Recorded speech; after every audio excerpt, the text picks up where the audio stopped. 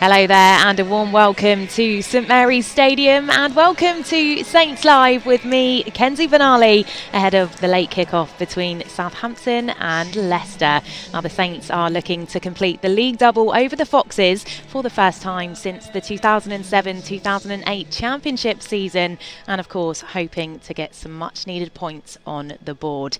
Now, my co-host Steve Forbes may not be alongside me today, but we are in great company on the show because joining us is former Saints captain Dean Hammond and NBC's lead soccer writer Joe Prince-Wright. Great to see you both as always. Dean, we'll come to you first. Obviously, two teams going head to head that you are very familiar with. Are you looking forward to this one?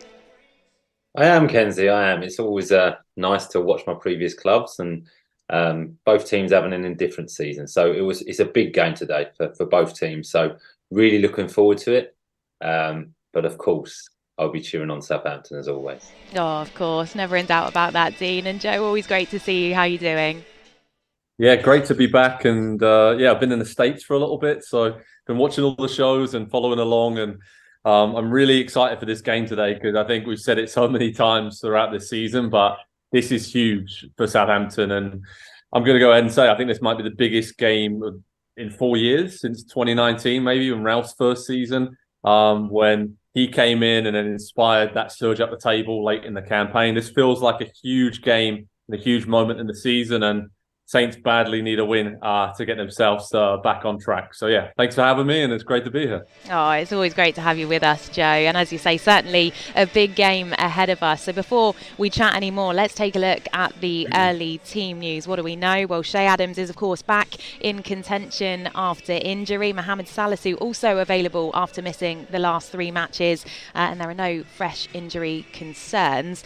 Dean, we've mentioned already on the show, the weight of the importance surrounding this game. So with that in mind, what team are you expecting to see out there today? I think very similar to the Chelsea game, if I'm honest, Kenzie. I think that's what we have to try and replicate now. It was a really, really good performance defensively, and a team that carried a threat as well and created opportunities, and the team that won the game and got 3 points. And that's what we really need at the moment. We need wins. But I can see a couple of changes, a couple of alterations. I think Kyle Walker-Peters may come back in the team just because he has that attacking threat on the right-hand side. He is a player that can create chances, can get forward, can support that front line. I think Stuart Armstrong, obviously, I hope he continues and continues to improve his form and his fitness. Shay Adams, I think, needs to come back into the team. I know he's coming back from injuries, and if he's fit, I would bring him back in just because I think at his best, he's the player that's going to get us this goal. He does get opportunities. Yes, he gets opportunities, doesn't always take them, but he can score a goal out of nothing as well. I think he's really important for this Southampton team. And I think maybe Salisu may come back in, Shilata Shah maybe, just to partner Bella Kotchap. I think Jan Bednar has come in and he's done fine. He has some really, really good performances, but unfortunately always seems to be at the centre of the consequence of the goal or the reason for the goal. Now, I'm not solely blaming on him, but I think a change there could really, really work. But I think it will stick to the same formation and a team that can really create opportunities and carry a threat against this Leicester team because they've conceded a lot of goals this season and their form has been very, very indifferent. So they're vulnerable. They're in a difficult situation as well. So a Southampton team that can play on the front foot, that has lots of energy, but solid at the back, but can create opportunities. We're crying out for goals, and obviously you need to score goals to win games. But I'm very interested to see what team he goes with. But I think it will be a similar format to the Chelsea game, a similar way of playing, and really this Southampton team implement themselves on the game and take the game to Leicester. So yeah, intrigued to see what team the manager goes with this afternoon. Well, we'll be able to see that team news in around 10 minutes' time. Jay, what about you? What lineup would you like to see this evening? Yeah, I agree with Dean there. I think it needs to be positive. It needs to be a team that they pick that goes out on the front foot and says, all right, we're going to have a go here at Leicester and, just take our game to Leicester. And Dean mentioned it there. Leicester defensively, all season long, but especially recently, they're all over the place at the back. They're very up and down. They're a very streaky team, go on long unbeaten runs and then long runs of defeats, and confidence is lacking. So I think Saints just have to go for it here. Love to see Salisu come back in. at centre-back. And I'm wondering what can they do to get James Ward-Prowse further forward? Does it mean playing a 4-2-3-1 with him as the number 10? Maybe Alcaraz and Lavia both being in midfield and more holding roles. And then up top, I think Shea Adams should start. Obviously, caused Leicester a lot of problems in the return game earlier this season when Saints won. But does he start up top with Paul Onuachu as a duo? Does he start on his own and have Kamaldeen Suleimani just buzzing around underneath him? So yeah, I'm intrigued to see if they go for the 4-2-2-2 or the 4-2-3-1. I think that's probably one of the two formations they will go for. But I think we learn now, we know which kind of players that Ruben Sellers trusts and can rely on. And I just think it has to be positive. It has to be, as I said, attacking players, playing in their natural positions. I think having Kamaldeen Suleimani in one of those wide roles or a number 10 kind of role in and around, I think that's going to be key today and cause Leicester a lot of issues. So in a word, I hope it's positive. But I want to see some real experience come back in. And one other thing, maybe McCarthy starting in goal, because I think he brings some experience back there as well. And maybe just give Bazunu a bit of a rest back there. But who knows? Who knows indeed. And make sure the fans watching along on Saints Live get their comments in and tell us who you'd like to see in that starting 11. Now, before we look forward once more, let's look back. Dean, obviously last week's defeat at Leeds was a major blow. You spoke after the game about the goal we conceded. What happened there? Just those individual errors that we spoke about, Kenzie. We spoke about them a lot this season, unfortunately. And it starts from it's a good header from Bella-Kotchap. Mara, I think, could be stronger in the initial challenge. And then Mara and Maitland Niles have got the Leeds player in a good position. Shouldn't really get out of that position. Theo Walker gets attracted to the ball as well and loses his runner. Diallo is in between two players, kind of get attracted to the ball, is half ball watching, but half prepared for the ball coming into that area. So if you look at the four players, they're all looking at the ball. They're unaware of players around them. Leeds just react a little bit quicker. And then once the ball's in the box, Jan Bednarek's got to react a little bit quicker. He's got to make a decision to come out and put pressure on the ball and try and block the ball. I'm not sure what he's attempting to do here, but what he does, he kind of, Bazunu then can't see the ball. I think Bazunu needs to do a little bit better, if I'm honest, and react a little bit better. But I think he's unsighted. So the disappointment, Kenzie, is I think it can be prevented. And I think that's what we talk about a lot. It's not Leeds having fantastic play and being really, really creative and using their imagination. It's Southampton not reacting, not taking responsibility, really. Because in that area, there's two Leeds players and there's maybe 5 Southampton players. So that would be the disappointment and the frustration, because we spoke about it after the game. It looked like Southampton had come for the point, and that was the mentality of the performance. That was the game plan, and there's nothing wrong with that. And I understood that personally because of the fantastic result and performance against Chelsea. If you get 4 points out of the 2 games, it's a really, really good result, really.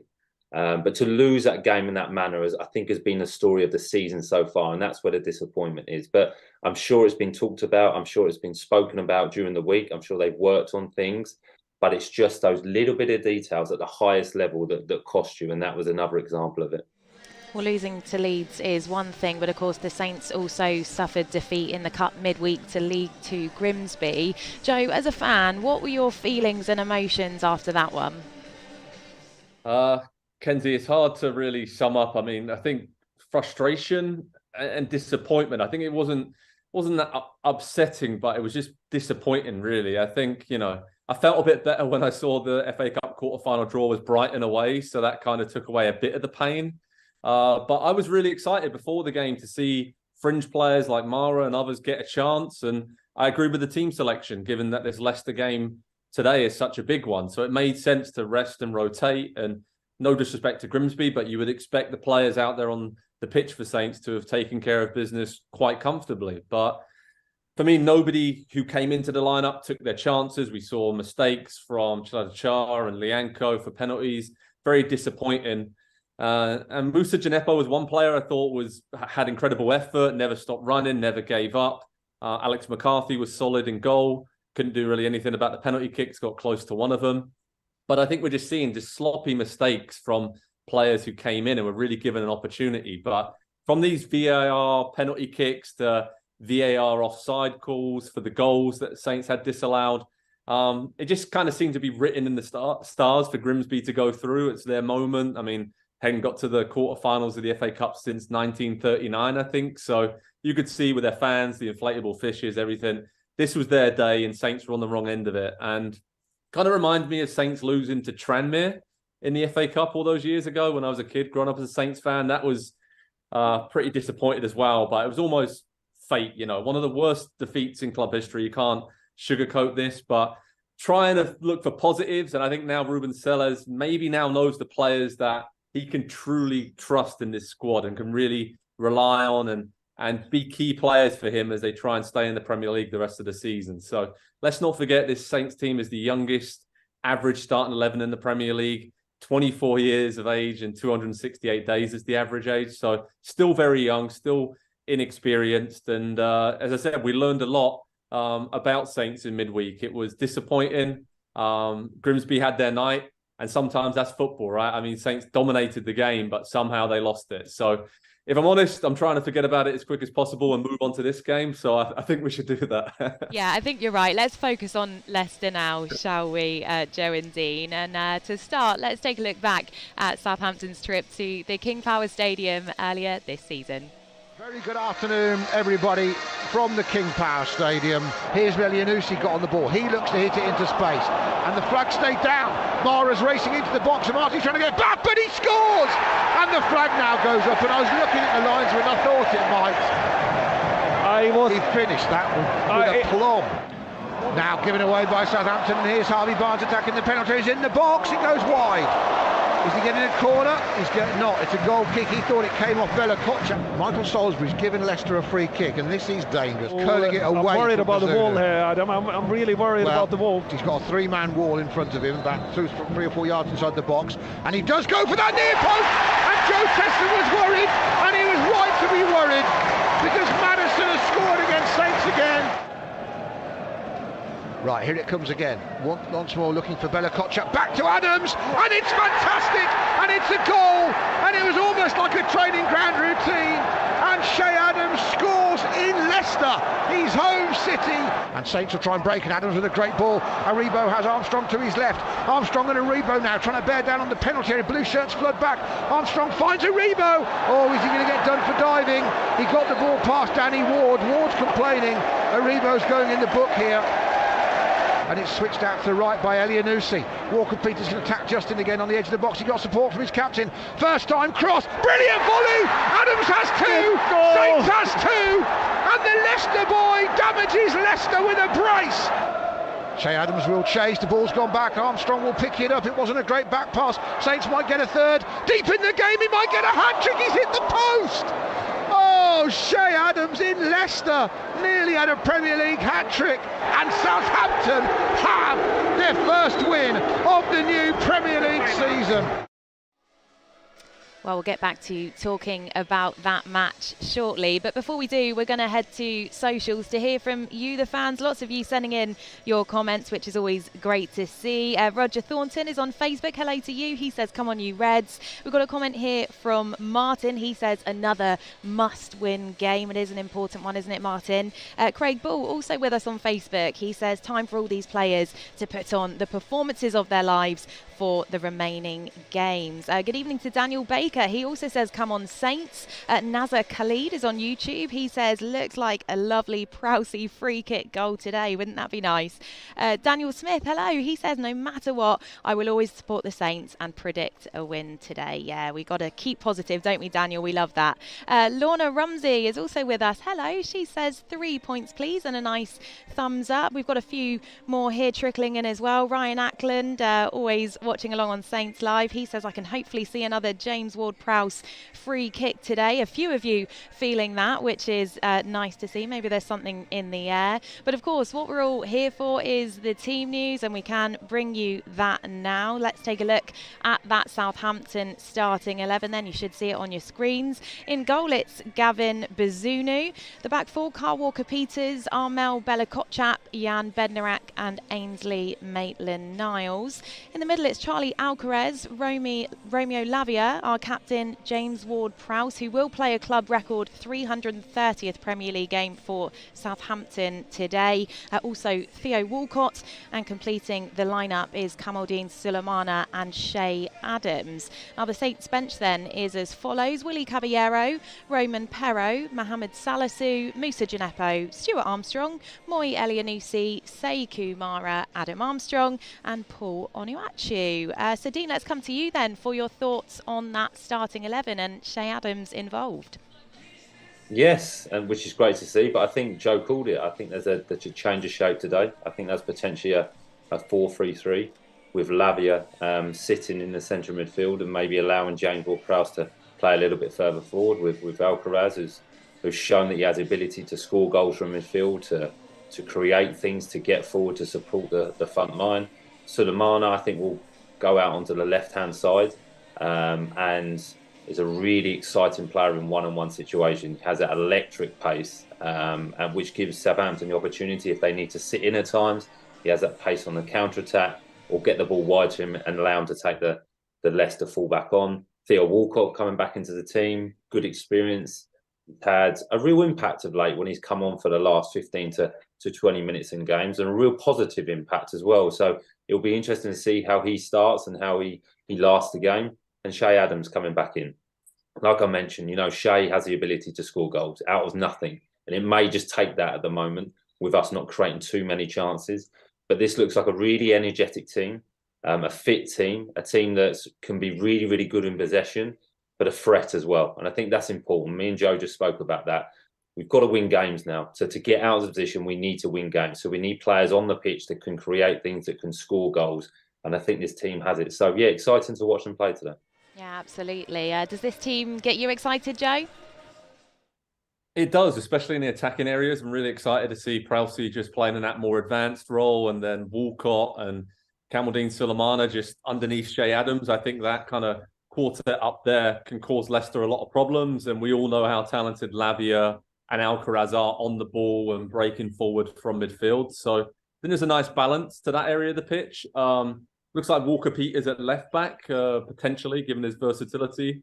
And yeah, I kind of agree with all that. And then on the bench, if you look at the options, Stuart Armstrong, Musa Gineppo, Onuachu, Mara, Adam Armstrong, a lot of attacking options on the bench there as well that you can turn to. So, yeah, I think this is kind of the squad we're going to see going forward from Saints for the rest of the season. So I'm intrigued to see how it's going to line up. And I'm like all the fans there in the comments, I'm feeling a James Ward-Prowse special today. He always seems to deliver at big moments. So it's a big day for him with that milestone. And yeah, I hope he delivers like he has been throughout the season and throughout all of these years for Saints. Yeah, wouldn't that be a special day for him, the cherry on the cake for sure. Well, we're going to circle back now and speak about the last time the Saints played Leicester at the King Power Stadium. Dean, we'll come to you first then. What were your reflections on that game, the 2-1 win? A brilliant result, Kenzie. It was a fantastic result, especially after, I would say, a conservative first half performance from Southampton. Going behind from a questionable James Maddison free kick. I'm still 50-50 on this, whether it's a really, really good free kick or maybe Gavin Bazunu could do a little bit better. But that depends on the position of the wall and what opinion you're having on it. But the response in the second half was fantastic. It's, I think, how we need to approach the rest of the season. Southampton came out and played with freedom. They took the game to Leicester. They got bodies forward. They created chances. And a brilliant double from Shay Adams. The first goal I love because it's so simple. It's a long throw. It's a brilliant touch from Bella-Kotchap, and it's a fantastic finish. Within 2 touches, you've equalised. And then the winning goal is that moment where Kyle Walker-Peters gets in a good position, very aware of James Ward-Prowse on the angle. We know what Prowse can do with that delivery. And then a fantastic finish from Shay Adams that is value to win any game. So it was The mentality of the players in the second half was fantastic. They just went for it. So I think it was the first win of the season. Previous game was against Leeds, where we come from 2 goals down. So there was a really positive mentality within the group in that moment. But it was a really, really good result against a strong Leicester team. And we're going to need that mentality today. And we're going to need the ability of Shay Adams, the delivery of James Ward-Prowse, Kyle Walker-Peters getting in those forward positions and responding from disappointment, because there's going to be disappointments today. There's going to be disappointments for the rest of the season. But on that afternoon, Southampton were excellent. They really, really were. And they were valued for the 3 points and deserved the 3 points. Yeah, absolutely. Well, Joe, as we've just been seeing, Shay Adams obviously bagged a brace that day. He did come close to a hat-trick as well. He starts this evening. How is he best deployed for you? Yeah, I really think you need to give him as much support as possible, Kenzie. So often we've seen him work, so well in tandem with Danny Ings in the past, when his really sort of best season for Saints came about. And I think he just works well off the combination play, crosses into the box, timing his runs well. So hasn't really worked for him with different partners, with Adam Armstrong, that's been tried a lot. I'm intrigued to see if Onuachu comes off the bench, if they keep Shay on, maybe he can feed off his flick-ons, they can combine and get something going for both of them. But for so often this season, he's kind of been the lone man, hasn't he? Been a battering ram up there. He's not had much support. So I think the fact he's back, like Dean mentioned, is a big deal. His quality, he could just score out of nothing, right? And we're seeing these goals here, these finishes in the box. And the Saints can get crosses into the box with, Kamaldeen Sulemana, Walcott, and Ward-Prowse just buzzing around him.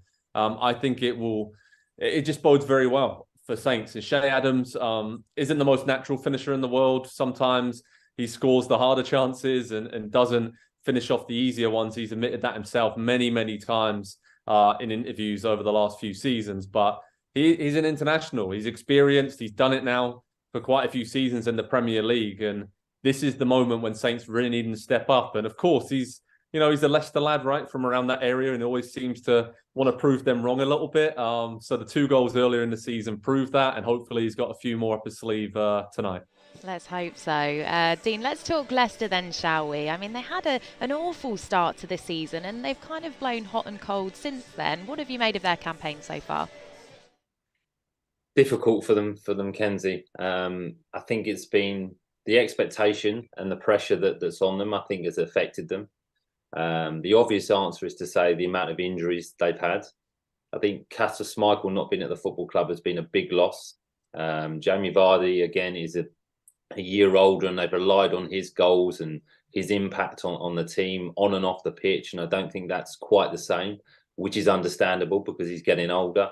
The situation of Tielemans not signing a contract, his form has been very, very indifferent because he's such an important player for them. But the main thing I would say is James Maddison, really. He's such an important player for them. When he plays well, when he's at his best, Leicester are very, very good and they can be competitive against anyone. But when he doesn't play, Brendan Rodgers seems to change the shape. I don't know whether he doesn't trust different players. But James Maddison is such an important player for them. They've conceded way too many goals. I've watched them a lot this year. They're very, very good for about an hour. 65 minutes, and then I'm not sure whether it's fitness, the impact the substitutions are not having. They seem to drift a little bit. Is that a lack of concentration or lack of experience in the team? But they are very, very capable. The performance a few weeks ago against Tottenham was very, very good, and they can beat anyone when they're at their best because they have some really talented players, but they do concede a lot of goals. So I think they're in transition. I think I listened to an interview with Brendan Rodgers this week. He's talking about cycles in football clubs and cycles in football. They're at a change now. There's a lot of players that are out of contract in the season. So I think you're going to see a lot of personnel changes at the football club, but it's difficult when you're in the midst of it. And they're in a challenging situation, Kenzie. They're very, very up and down, but they're not out of this relegation battle, really. So they'll know the importance of the game today, the players and Brendan Rodgers. But the one thing is they've not been in this position. They're not used to being in this position. They're used to winning games. So it's difficult for them at the moment. But on their day, they're still capable of beating anyone. That they are, Dean, but it seems the fans are still feeling positive despite that. Lots of quite big score predictions coming in, really. Justin Hamilton said he's going for a 3-1 Saints win. Dandy on YouTube is opting for a 2-0 Saints win. He says he's feeling positive. And Eddie Clifton also getting in touch. He's saying keep our heads up high and try to keep positive. All right, then, it's that time of the show that we are bringing you Wheel of Goals. Always love doing this. We're going to take a look back at some of our best goals we've scored against Leicester. We're going to take a look at 3 of these. So let's spin the wheel and see where it lands first. Oh, who could it be? Oh, there you go. Well, what better place to start, Joe, than possibly one of our most famous goals we've scored against Leicester. Oh, absolutely incredible. What a header, what a moment. I mean, you wouldn't think this was Franny Benali's first and only goal for Saints, right? I mean, the noise at the Dell tells you the whole story. He's beloved. I mean, 1 goal in 366 appearances, I think. But my word, you'd think the way he finished that he buries them all the time. So, yeah, I love the celebration as well, where he kind of puts up, that's 1 on the board to mark it down. And, yeah, it was, one of the nicest people that you'll ever meet. Great ambassador for the club, and of course, Kenzie, you know all about him as well. But I have one story actually about Franny Benali. In my playing days when I was a teenager at Salisbury City, I was playing for Nick Holmes and Tommy Woodrington there. And one pre-season, was training with the first team, and Franny Benali came along. It was while he was coming back, maybe potentially once again, and we were playing a 7-a-side game. Went up for a header, knocked him over accidentally, and he fell on the floor. And I was absolutely terrified because I was like, this is Franny Benali. I've watched him for years kicking, lumps out all these great players in the Premier League. He's incredible.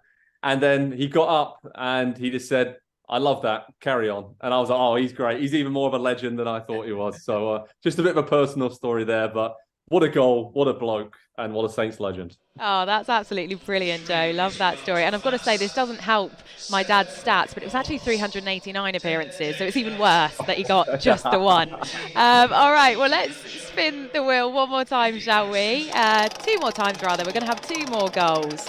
And where's it going to land this time? Oh, there we go. So this time, from one left back to another, Dean, Ryan Bertrand scoring against the club, of course, he now plays for.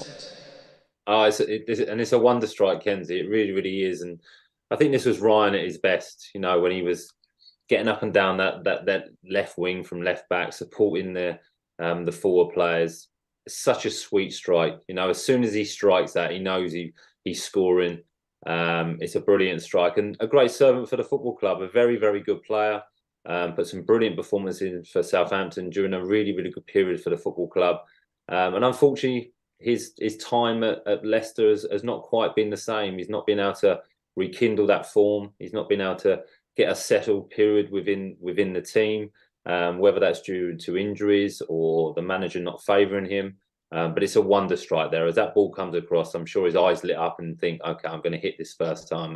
The pitch looked magnificent. So there's no bobbles there. There's no complaints. And it just flew into the back of the net against one of the best goalkeepers the Premier League seen in Kasper Schmeichel, who got nowhere near it. So a fantastic strike. And we could do another one of those today. That would be very, very nice if we could see one of those today. Oh, Dean, that would absolutely make our day, wouldn't it? All right, well, we've got time for one more goal. So let's spin that wheel, shall we?